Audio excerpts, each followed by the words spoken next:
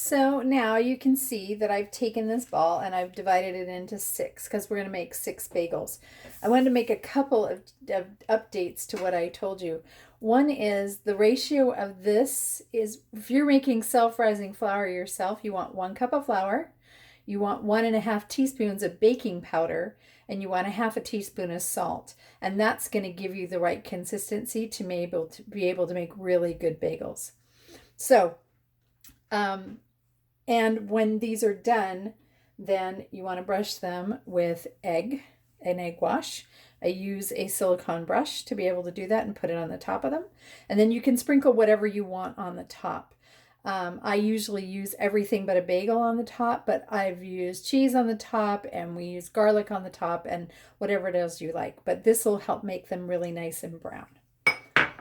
And then for your cookie sheet, so you can just use a plain cookie sheet. If you want to put aluminum foil on it, you can. You probably should put a no stick spray if you are using aluminum, because the egg sometimes drips onto it and it will become sticky. I mean, it'll cook, so then you'll have to peel it off. So I'm just putting them in a pan. I have taken another silicone brush that I have that with a little bit of olive oil, and I've coated this really, really lightly. In fact, so much that you can't even see it. Just to make sure they don't stick. So now we've got these divided into six, so that's about 4 ounces a piece, and we're going to make bagels out of them. So let me just show you how to do that. So I am going to put a little flour in my hands so we don't have any stickiness. So just take your bagels, turning them into a ball like so. And then usually I just kind of squish the ball out a little bit. Kind of like in a circle. Like you're going to make a pizza. Kind of like that, right?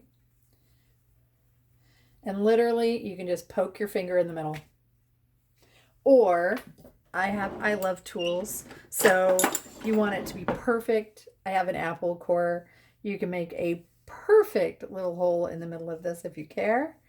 And then you've got like a nice little, you'll have like a little, what do you call it? Not a donut hole, but like a little donut hole thing. Anyway, that you can cook if you care, but you can also do this with your fingers. So put it on the pan. Now you have a great size. You can make this a little wider if you want it a little wider. If you want it a little rounder, you can make the edges a little rounder. But this is going to be the base of you having a bagel.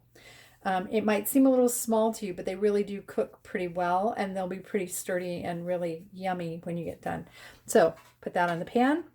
We're going to do the same thing with all 6 of these, and then I will show you what that looks like in a few minutes. So I'm going to stop the video right now, and then I'll be back in a minute.